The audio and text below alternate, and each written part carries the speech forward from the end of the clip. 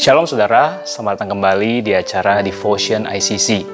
Hari ini sangat spesial karena hari ini saya ditemani oleh istri tercinta. Halo semuanya. Biasanya kami membawakan devotion dengan materi masing-masing dan saat ini berikan kepercayaan untuk menyampaikan devotion bersama. Dan saat ini kami akan membahas mengenai sepakat. Kata sepakat mungkin sudah sering kita dengar. Bahkan sadar ataupun tidak sadar, kita sudah sering bersepakat di dalam kehidupan kita sehari-hari. Contohnya, orang tua dengan anak, istri dengan suami, dengan rekan sekerja, dengan rekan pelayanan, rekan bisnis, dan sebagainya. Nah, kali ini kami akan memulai devotion dengan sebuah kesaksian.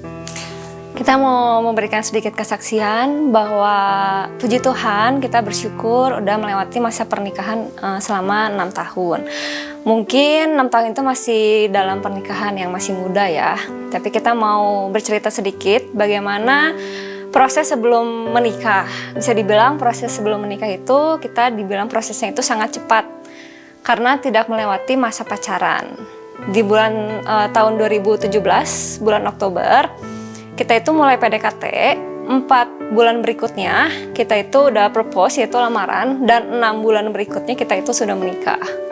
Walaupun kita berteman itu sudah lama dan sudah melayani Tuhan secara bertahun-tahun bersama-sama, tapi tetap aja perbedaan pendapat, perbedaan karakter itu sering terjadi. Sehingga kita pada saat memulai menikah, memasuki pernikahan, kita bersepakat untuk saling belajar satu sama lainnya, saling menghargai satu sama lainnya. Bahkan kalau misalnya ada permasalahan, selalu kita sesegera mungkin diselesaikan jadi tidak berlarut-larut.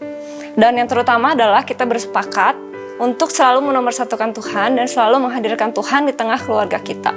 Itu yang menjadi pegangan kita pada saat kita mulai menikah, sampai saat ini bahkan sampai ke depannya.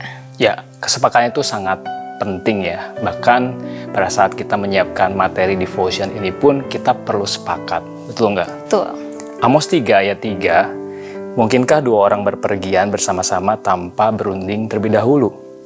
Untuk menyatukan dua orang, suami dan istri aja udah cukup sulit ya. Adanya perbedaan pendapat, perbedaan keinginan, perbedaan kebiasaan. Ditambah lagi kalau ada anak, lebih daripada 2 orang. Berbeda juga keinginannya, berbeda juga pendapatnya. Tanpa ada kesepakatan, sulit untuk bisa berjalan bersama-sama. Anak akan jadi bingung juga jika melihat kedua orang tuanya tidak ada kesepakatan. Tapi kita percaya pada saat suami dan istri bisa sepakat, yang didasari oleh kebenaran firman Tuhan, akan ada janji-janji Tuhan di tengah keluarga kita.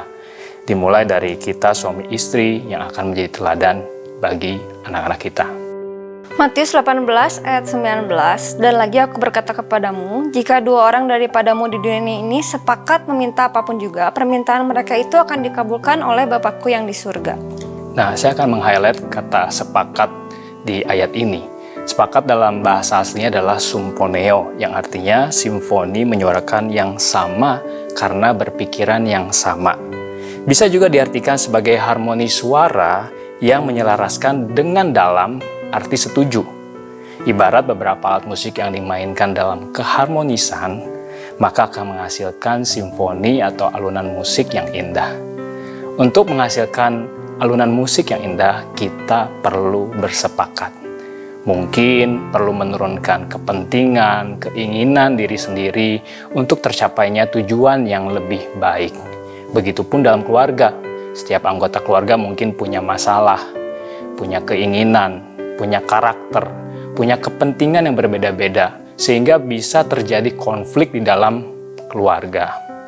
Tapi kita diingatkan kembali perlunya namanya kesepakatan, bahwa kebenaran firman Tuhanlah yang harus menjadi dasar dalam keluarga, supaya kita bisa menjadi keluarga yang indah juga, yang menghasilkan alunan musik yang indah. Kolose 3 ayat 14, dan di atas semuanya itu kenakanlah kasih sebagai pengikat yang mempersatukan dan menyempurnakan. Kasih di sini adalah Tuhan itu sendiri, karena Tuhan itu adalah kasih. Jadi kita perlu Tuhan di dalam keluarga kita untuk mempersatukan dan menyempurnakan kita sebagai suami, istri, dan juga anak. Karena kita bukan manusia yang sempurna. Saya sebagai istri bukan istri yang sempurna, Jackson bukan suami yang sempurna, tapi kita perlu Tuhan untuk menyempurnakan keluarga kita. Oleh karena itu, kita bersepakat untuk sama-sama perlunya berdoa bersama-sama, duduk bersama-sama untuk menomorsatukan dan menghadirkan Tuhan di tengah-tengah keluarga kita. Karena pada saat kita berdoa bersama-sama, ada kekuatan baru daripada Tuhan. Kita bisa saling menopang satu sama lainnya, saling memperkatakan berkat, saling mendoakan setiap pergumulan yang sedang kita hadapi, dan juga saling mempersatukan sehingga Tuhan itu bekerja untuk mempersatukan dan menyempurnakan keluarga kita. Kesaksian sedikit, mungkin pada saat kita lagi mengalami masalah atau konflik, malas gitu ya, secara daging itu rasanya malas gitu untuk berdoa bersama-sama atau bahkan duduk bersama-sama aja mungkin malas gitu. Tapi kalau misalnya Tuhan, kita sudah bersepakat sebelumnya, kalau misalnya Tuhan harus dinomorsatukan dari segala kepentingan dan keegoan kita, maka tetap saja dalam konflik, walaupun kita sedang dalam masalah pun, kita tetap menomorsatukan Tuhan. Kita masih tetap duduk dan berdoa bersama-sama. Malah di situ Tuhan malah memberikan kita kelegaan, damai sejahtera, bahkan hikmat untuk menyelesaikan setiap konflik itu sendiri. Oleh karena itu, kita perlu bersepakat untuk menomorsatukan Tuhan dan menghadirkan Tuhan di tengah-tengah keluarga kita dalam segala kondisi yang ada. Ada contoh peristiwa di dalam Alkitab yang kita bisa belajar mengenai kesepakatan. Ceritanya tentang Yonatan dan bujangnya. Jadi saya akan ceritakan terlebih dahulu latar belakangnya. Waktu itu bangsa Israel dirajai oleh Raja Saul dan mengalami ancaman yang serius dari bangsa Filistin. Nah, saat itu mereka sedang berkemah di Geba dan bangsa Filistin sedang berkemah di Mikmas. Jarak antara Geba dan Mikmas itu sekitar 3-4 km dan itu daerah perbukitan. Dan di sini mungkin mereka bisa saling menyiapkan strategi dan saling mengintai karena jarak yang dekat itu. Tapi keadaan Israel di situ sangat cukup sulit ya, karena mereka kekurangan senjata dan peralatan perang. Sedangkan kita tahu kalau bangsa Filistin adalah bangsa yang sangat kuat dan terorganisir. 1 Samuel 14 ayat 6-7, berkatalah Yonatan kepada bujangnya pembawa senjata itu, "Mari kita menyeberang ke dekat pasukan pengawal orang-orang yang tidak bersunat ini.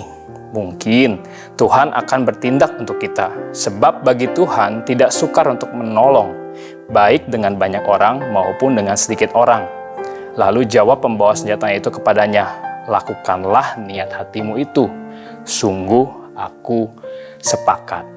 Kita tahu bahwa Yonatan adalah anak daripada Raja Saul, dan dia punya ide, dia punya iman, yang kita tahu ini memiliki resiko yang cukup tinggi. Dan ide ini pun tidak disampaikan kepada papanya sebagai raja, tapi dia menyampaikan kepada bujangnya. Dan bujangnya itu sepakat, sehingga mereka berdua datang ke pos terdepan bangsa Filistin. Nah, setelah mereka sampai, Yonatan minta tanda sama Tuhan. Kalau orang-orang Filistin mengajak kita datang kepada mereka, itu adalah tanda bahwa Tuhan telah menyerahkan bangsa Filistin ke dalam tangan Israel. Itu ada di 1 Samuel 14 ayat 9-10. Saudara bisa membacanya secara mandiri kembali di ayat ini. Dan di akhir cerita ini, kita tahu bahwa Yonatan dan bujangnya berhasil mengalahkan bangsa Filistin. Bayangkan dari cerita ini, kesepakatan antara Yonatan dan bujangnya begitu powerful. Apalagi kita sebagai sepasang suami dan istri pasti jauh lebih powerful. Amin. Dan kita percaya pada saat ada kesepakatan, sikap saling mendukung, dan iman kita kepada Tuhan, maka kita akan melihat Tuhan bekerja dan kita akan melihat tuntunan Tuhan pada saat kita menghadapi setiap masalah yang kita hadapi di setiap kehidupan kita. Dan untuk penutup, untuk menjadi sepakat dalam keluarga mungkin nggak instan, perlu proses. Karena dalam sepakat perlu menanggalkan setiap keinginan dan kepentingan diri sendiri untuk tercapainya tujuan yang lebih baik. dalam keluarga tentunya. Tapi kita percaya bahwa pada saat kita sepakat untuk menghadirkan dan menomorsatukan Tuhan dalam keluarga kita, maka kita akan melihat kuasa Tuhan bekerja dan janji-janji Tuhan dinyatakan dalam setiap keluarga kita. So, kami mau mengundang dan mengajak ke kita semua untuk terus bisa bersepakat di dalam keluarga, yaitu bersepakat dengan hal yang benar, sesuai dengan firman Tuhan, menomorsatukan Tuhan, supaya keluarga kita terus disempurnakan. Amin. Ya, mari kita berdoa. Tuhan Yesus, terima kasih untuk devotion hari ini. Biarlah kami diingatkan kembali hari ini untuk bisa bersepakat dalam hal yang benar di dalam keluarga.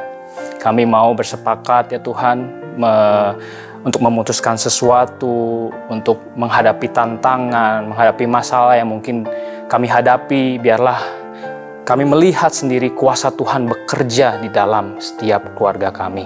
Dan kami juga mau bersepakat dalam hal yang benar, di dalam pekerjaan, di dalam bisnis kami ya Tuhan. Biarlah kami juga bisa melihat pekerjaan Tuhan juga dinyatakan dalam apa yang kami lakukan. Terima kasih Tuhan Yesus. Hanya di dalam nama Tuhan Yesus kami berdoa, ucap syukur. Haleluya. Amin. Sekian devotion hari ini. Sampai jumpa di devotion berikutnya.